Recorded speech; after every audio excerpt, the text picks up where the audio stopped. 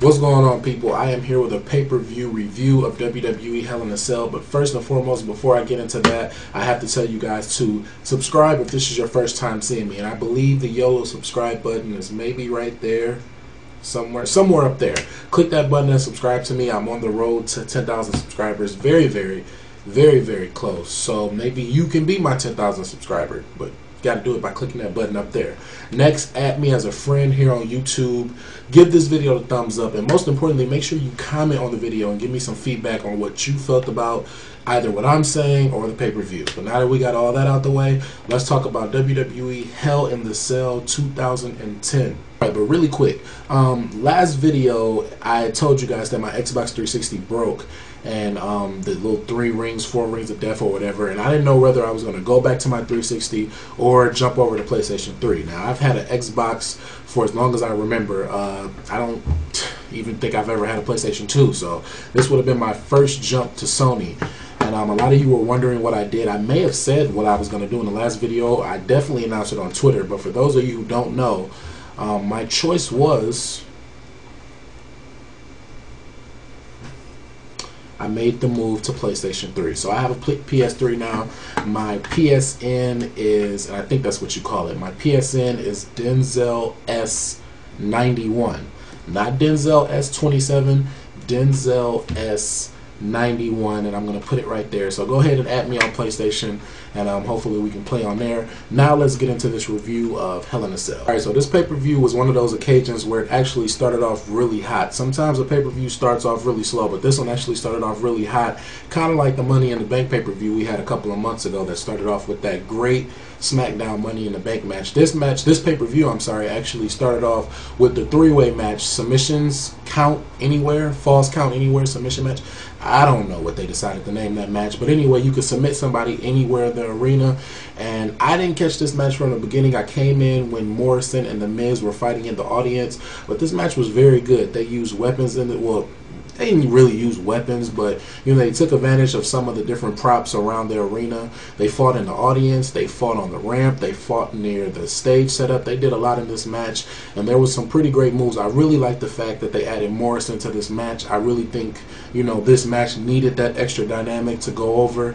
And in the end, we saw Daniel Bryan made, I don't know, The Miz tap out on the ramp, and we saw Daniel Bryan retaining the U.S. title. I'm really feeling this feud. I'm curious as to how far they're going to push this, but I'm really feeling this feud, and I'm not sure if the Morrison is going to stay in the feud, but if he does, that would be a great mix-up to see, you know, how Morrison interacts with The Miz and Daniel Bryan, if he goes a tweener route or if he stays heel. So great match to start off the pay-per-view. But hold on, before I move on, I will say that I wish they would have took advantage of the whole submissions count anywhere gimmick a little bit more. I wanted to see them actually, you know, push it backstage and really go crazy with it. I think the match was very good, but it would have been a little bit better if they would have gave us a little backstage play, because it's been a while. I don't know when the last time it happened, but it's been a while since I've seen a match go all the way backstage. So I think this would have been the perfect gimmick to do that, so they kind of dropped the ball on that. But anyway, good match, and on to the next one. And surprisingly, up next we had the Hell in a Cell match for the WWE Championship between Sheamus and Randy Orton. Now, like I said, I really like the way they went about starting off this pay-per-view by having these two matches first.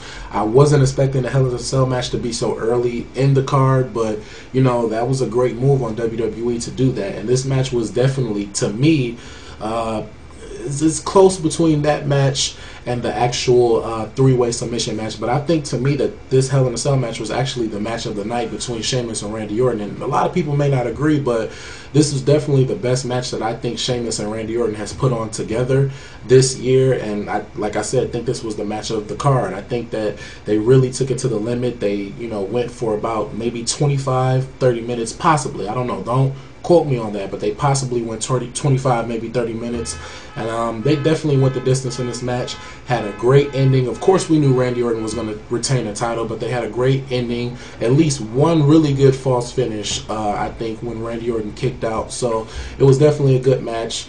And I'm curious to see who are they going to make Randy Orton feud with now, because it looks like this was the finale to the whole Sheamus thing. I can't see Sheamus really challenging for the title anymore. So who do you guys think that Randy Orton should feud with going into bragging rights and possibly Survivor Series? Let me know in the comment box below.